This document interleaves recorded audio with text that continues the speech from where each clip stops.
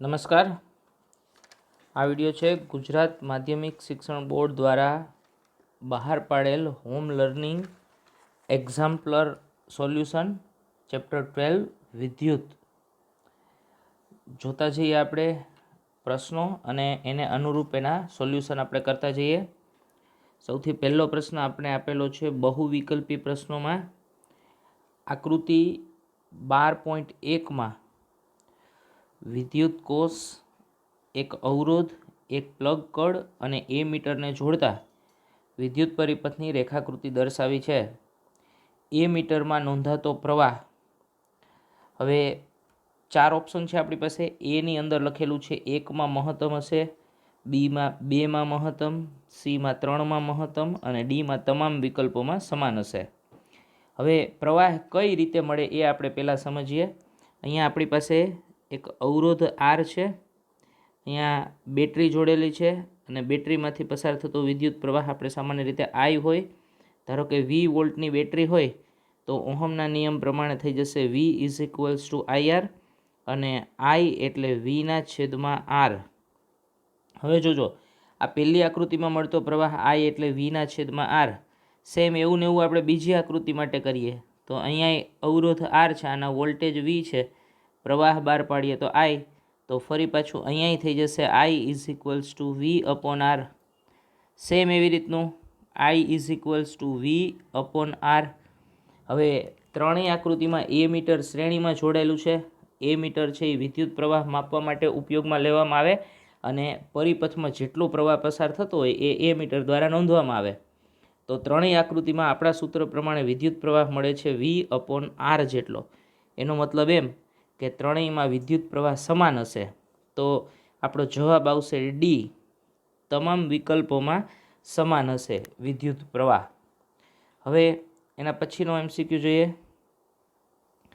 નીચે દર્શાવેલ વિદ્યુત પરિપથ આકૃતિમાં એટલે કે આકૃતિ 12.2માં 12 વોલ્ટની બેટરી સાથે જોડેલ અવરોધ કે અવરોધોના જૂથમાં ઉત્પન્ન થતી ઉષ્મા કેટલી હશે એ આપણે હવે સમજવાનું છે. જોજો બરાબર. અવરોધ કે અવરોધોના જૂથમાં ઉત્પન્ન થતી ઉષ્મા માટે આપણી પાસે એક જ સૂત્ર છે, જૂલના નિયમનું સૂત્ર. આ Hનું સૂત્ર છે H = I²RT. મારે આને Vમાં ફેરવવું હોય તો ઓહમના નિયમ પ્રમાણે V છે IR અને આઈને સૂત્રનો કરતા બનાવીશ તો થઈ જશે V/R. એટલે અહીંયા થઈ જશે V²/R × T. સોરી, V²/R², એટલે એક R ઉડી જશે તો H = થઈ જશે V²/R × T. હવે જોજો, 12 વોલ્ટની બેટરી સાથે જોડેલ અવરોધ કે અવરોધના જૂથમાં ઉત્પન્ન થતી ઉષ્મા.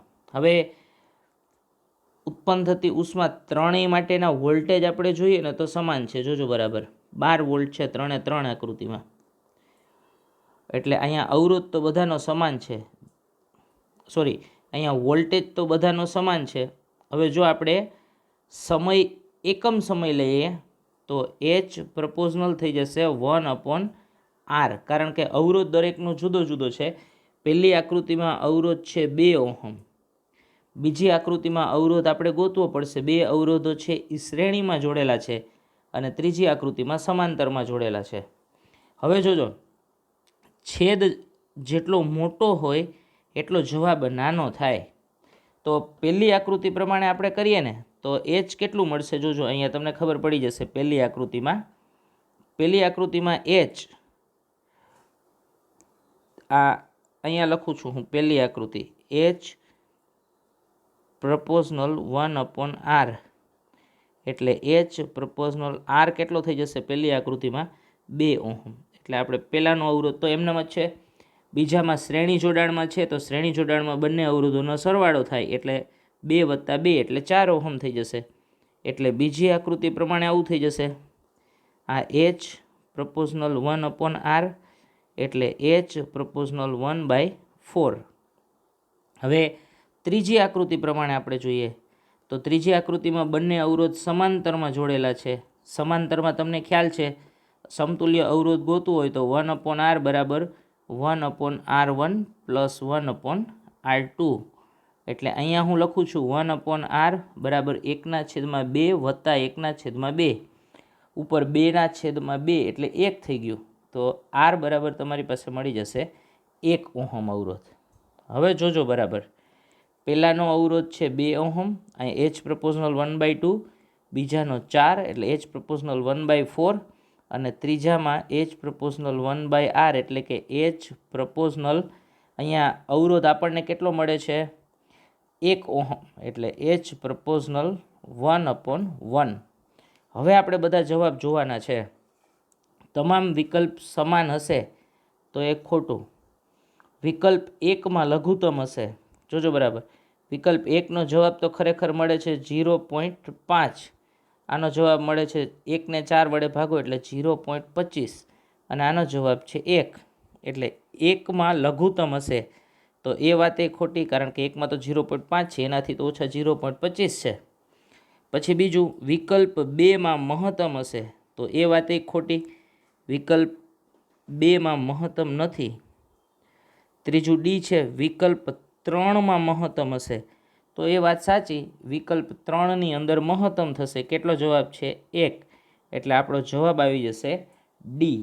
તો પહેલા પ્રશ્નનો જવાબ એ તમે ધ્યાનથી જોયું હોય તો ડી જ હતો. બીજા પ્રશ્નનો જવાબ પણ આપણને ડી મળી ગયો. હવે આગળ જોઈએ ત્રીજો પ્રશ્ન.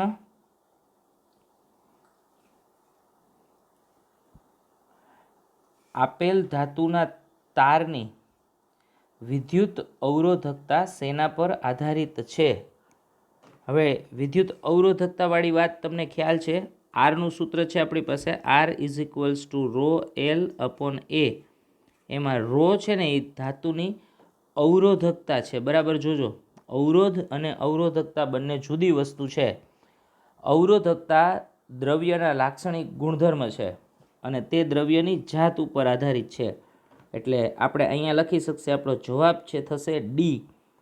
ફરી પાછું કહું છું, અવરોધકતા દ્રવ્યનો લાક્ષણિક ગુણધર્મ છે, તે દ્રવ્યની જાત પર આધાર રાખે છે.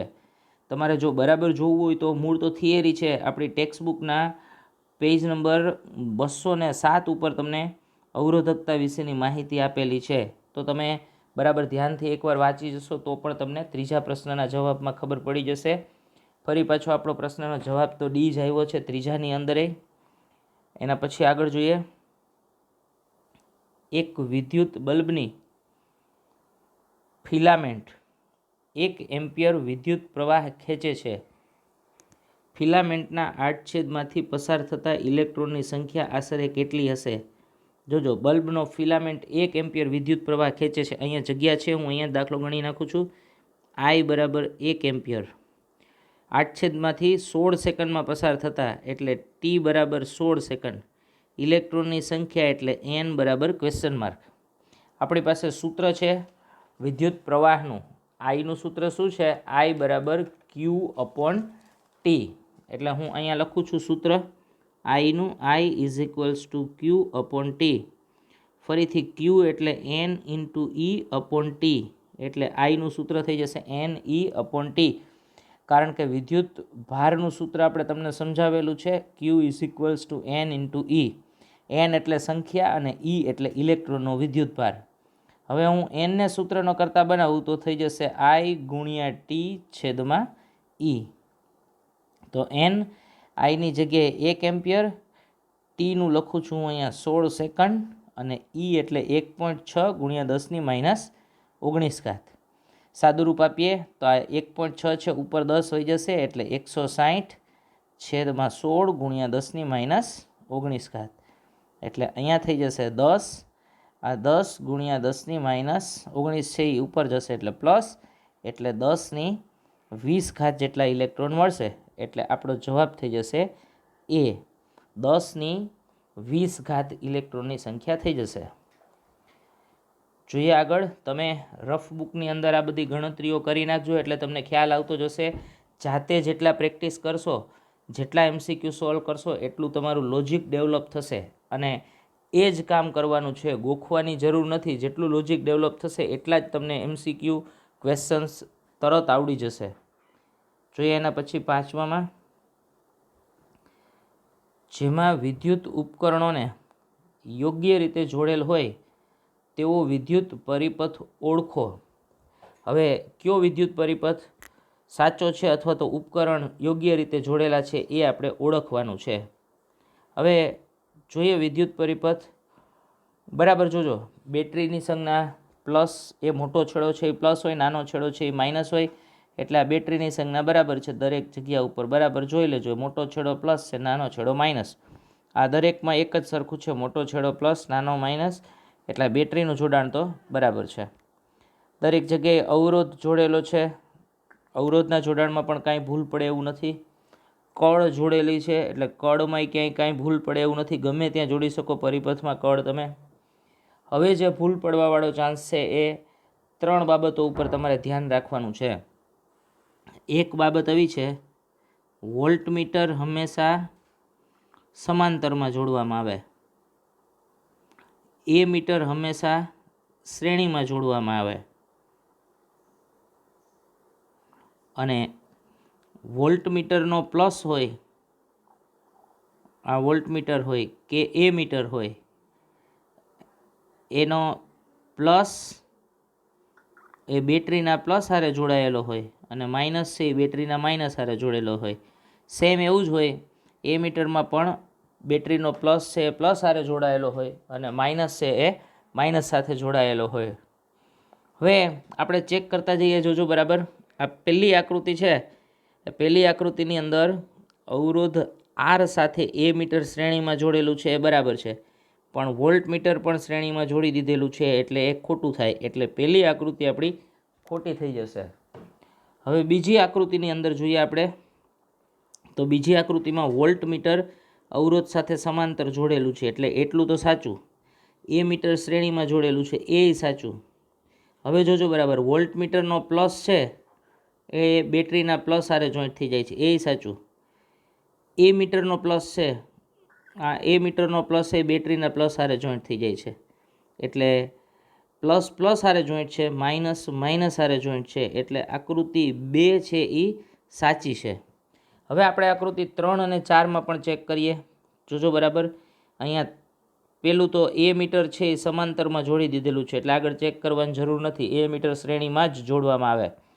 ચોથી આકૃતિ જોઈએ, ચોથીમાં બરાબર છે, વોલ્ટમીટર છે એ સમાંતર જોડેલું છે, એ મીટર શ્રેણીમાં જોડેલું છે. હવે આપણે સંજ્ઞાઓ ચેક કરીએ તો કે આનો પ્લસ છે એ પ્લસ હારે જોડેલો છે એ બરાબર છે. હવે આ ભૂલ છે, અહીંયા આ માઇનસ છે એ ક્યાં જોડી દીધો છે, પ્લસ સાથે, એટલે આ આકૃતિ પણ ખોટી, આ એક ખોટી. તો હવે આપણો જવાબ કયો થઈ જશે, 2 નંબરની આકૃતિ આપણી સાચી. જોઈએ એના પછી આગળ, છઠ્ઠાની અંદર 1.5 ઓહમનો એક એવા 5 અવરોધોનો ઉપયોગ કરી મહત્તમ કેટલો અવરોધ બનાવી શકાય, એટલે 1/5 ઓહમના એક એવા 5 અવરોધોનો ઉપયોગ કરી મહત્તમ અવરોધ. જો મહત્તમ અવરોધ બનાવવો હોય ને તો બધા અવરોધ જોડવા પડે શ્રેણીમાં, અને શ્રેણીમાં જોડો એટલે બધા અવરોધોનો સરવાળો, એટલે 1/5ના કેટલા અવરોધ છે, 5 અવરોધ. એટલે હું આમ લખી શકું, 1/5 વત્તા 1/5 વત્તા 1/5 વત્તા 1/5, એટલે આ કેટલા થઈ ગયા, 5 વખત થઈ ગયા. સાદુરૂપ આપશો તો લસા કેટલો થઈ જશે, 5, ઉપર કેટલા આવશે, 5, એટલે જવાબ થઈ ગયો તમારો 1 ઓહમ. એટલે 5 અવરોધોનો ઉપયોગ કરી મહત્તમ કેટલો અવરોધ બનાવી શકાય, મહત્તમ 1 ઓહમનો અવરોધ બનાવી શકાય, એટલે આપણો જવાબ થઈ જશે ડી. એટલે છઠ્ઠા દાખલાનો જવાબ આવી જશે ડી. આગળ 7મામાં 1/5 ઓહમનો એક એવા 5 અવરોધનો ઉપયોગ કરી ન્યૂનતમ કેટલો અવરોધ બનાવી શકાય. જોજો, ન્યૂનતમ કરવું હોય તો સમાંતરમાં જોડવામાં આવે, સમાંતરમાં 1/r બરાબર 1/1/5 વત્તા 1/1/5. સમાંતર જોડાણના સમતુલ્ય અવરોધનું સૂત્ર તમને ખબર છે એટલે હું હવે અહીંયા લખતો નથી, પણ 5 વખત આમનામ લખી નાખું છું, 1/1/5. તો બરાબર જોજો, છેદનો છેદ વહી જશે ક્યાં? અંશમાં, એટલે ઉપર થઈ ગયા 5 વત્તા ફરીથી 5 વત્તા 5 વત્તા 5, 5 વખત આવશે એટલે 1/r બરાબર થઈ જશે મારી પાસે 25. તો r બરાબર 1/25, 1/25 એટલે બરાબર જોઈ લેજો ફરીથી, અહીંયા થઈ ગયા 25 એટલે r બરાબર 1/25 ઓહમ, એટલે આટલો ન્યૂનતમ અવરોધ આપણે બનાવી શકાય. તો આપણો જવાબ થઈ જશે 1/25 વાળો એક જ જવાબ છે બી, એટલે 7માનો જવાબ થઈ જશે બી. હવે આગળ જોઈએ એના પછીનું, મહત્તમ વિદ્યુત સ્થિતિમાન પ્રાપ્ત કરવા માટે વિદ્યુત કોષના શ્રેણી જોડાણને યોગ્ય રીતે દર્શાવતું સંયોજન કયું છે? વિદ્યુત કોષના શ્રેણી જોડાણને યોગ્ય રીતે દર્શાવતું સંયોજન. જોજો બરાબર, હું તમને પહેલાં યોગ્ય સંયોજન કેવી રીતના કરી શકાય એ કહું, પણ અહીંયા તમારે એક શબ્દ યાદ રાખવાનો છે, મહત્તમ વિદ્યુત સ્થિતિમાન. એટલે વિદ્યુત સ્થિતિમાનો વધતા રહેવા જોઈએ, સરવાળો થતો હોવો જોઈએ. જો તમે બેટરીનો પ્લસ છેડો હોય, પછી બીજો માઇનસ હોય, ફરી પાછો બેટરીનો પ્લસ માઇનસ, આ પ્લસ માઇનસ તમે જોડેલા હોય તો આ સહાયક સ્થિતિમાં જોડાયેલા છે એવું કહેવાય. અને સહાયક સ્થિતિમાં બધા વિદ્યુત સ્થિતિમાનનો સરવાળો મળે અને મહત્તમ સ્થિતિમાન મળે. પ્લસ માઇનસ ફરી પાછું જો તમે આવું જોડેલું હોય, પ્લસ માઇનસ પ્લસ, ફરી પાછું પ્લસ માઇનસ પ્લસ આવું જોડેલું હોય તમે, તો આ વિરોધક સ્થિતિમાન કહેવાય. અને વિરોધકની અંદર સ્થિતિમાનમાં ઘટાડો થતો હોય. એટલે તમારે જવાબ માટે તમે જોશો તો આ બેટરીનો પ્લસ છેડો છે, આ માઇનસ, આ પ્લસ માઇનસ, તો આ જોડાણ છે એ કેવું જોડાણ થઈ જશે? સહાયક સ્થિતિમાં છે એવું કહેવાય. અને ત્યાં તમને સ્થિતિમાન કેવું મળવાનું છે? તો કે મહત્તમ સ્થિતિમાન છે એ મળશે. બીજી આકૃતિઓ તમે ચેક કરશો તો આ તો જોડાણની આકૃતિ જ ખોટી છે. આ બધી આકૃતિઓ, આ વિરોધક સ્થિતિમાન છે. બરાબર જોજો, મેં તમને બતાવતો હતો ત્યારે પ્લસ માઇનસ, ફરી પાછું અહીંયા શું છે? માઇનસ પ્લસ, આ રીતના જોડાયેલું છે. આ જોડાણ ટૂંકમાં યોગ્ય નથી, એટલે આ પણ આપણો જવાબ થશે નહીં. હવે એનો મતલબ એમ કે આપણો જવાબ થઈ ગયો એ, પહેલો જવાબ છે એ આપણો જવાબ, 8માં 1. એના પછી 9મું, નીચે પૈકી કયું સૂત્ર વોલ્ટેજ દર્શાવે છે? સાવ સરળ, વોલ્ટેજ માટે તમારી પાસે સૂત્ર છે વીનું. વી બરાબર શું થઈ જશે? W/Q. W એટલે કાર્ય, હજી હું આને સાદું રૂપ આપું છું, W/Q એટલે I/T. તો આને તમે આમ લખી શકો, કાર્ય છેદમાં વિદ્યુત પ્રવાહ ગુણ્યા સમય. તો આ વિદ્યુત સ્થિતિમાનનું સૂત્ર થઈ ગયું. હવે તમારે ગોતવાનું છે આવું સૂત્ર ક્યાં છે? પહેલું જ સૂત્ર છે, થયેલ કાર્ય છેદમાં વિદ્યુત પ્રવાહ ગુણ્યા સમય. આ ખોટું, થયેલ કાર્ય ગુણ્યા સમય, આ ખોટું, થયેલ કાર્ય ગુણ્યા વિદ્યુતભાર ગુણ્યા સમય, ખોટું. એટલે આપણો જવાબ થઈ જશે એ. ફરીથી આગળ 10માં જોઈએ.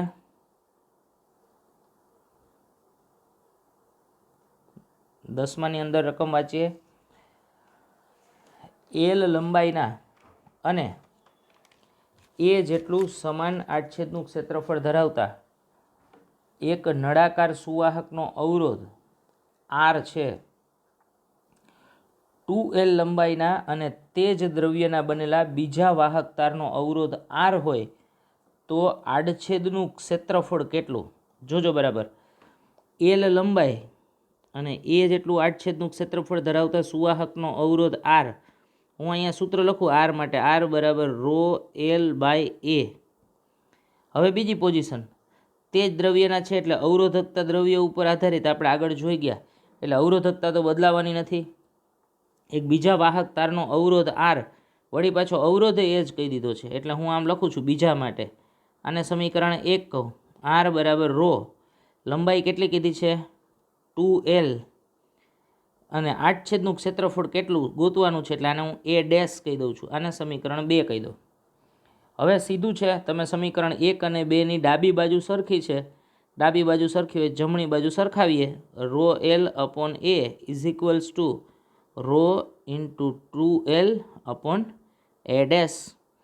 તો રો ઉડી જશે, અહીંયાથી એલ ઉડી જશે. હવે એ ડેશને સૂત્રનો કરતા બનાવું. એ ડેશ અહીંયા આવી ગયા આ બાજુ સામે, એ આ બાજુ આવી ગયા ઉપર, એટલે એ dash is equals two 2A. તો આપણો જવાબ થઈ જશે સી. એટલે 10માનો જવાબ આવી જશે આપણી પાસે 2A.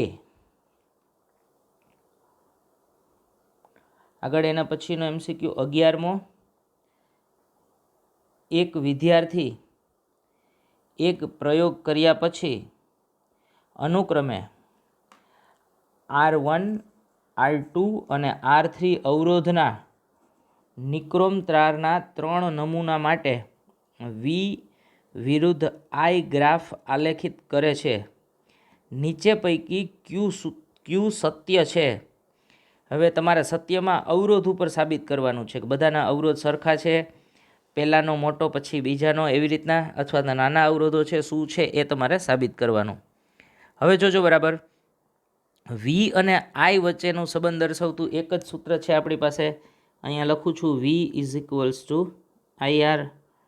ધારો કે હું એક આવી રેખા દોરું છું એક આઈના ચોક્કસ મૂલ્ય માટે. ધારો કે અહીંયા આઈનું કોઈ ચોક્કસ મૂલ્ય છે આ જગ્યા ઉપર ફિક્સ, અને આઈનું મૂલ્ય આ સરખું મૂલ્ય દરેક રેખા માટે છે, એક જ સરખું.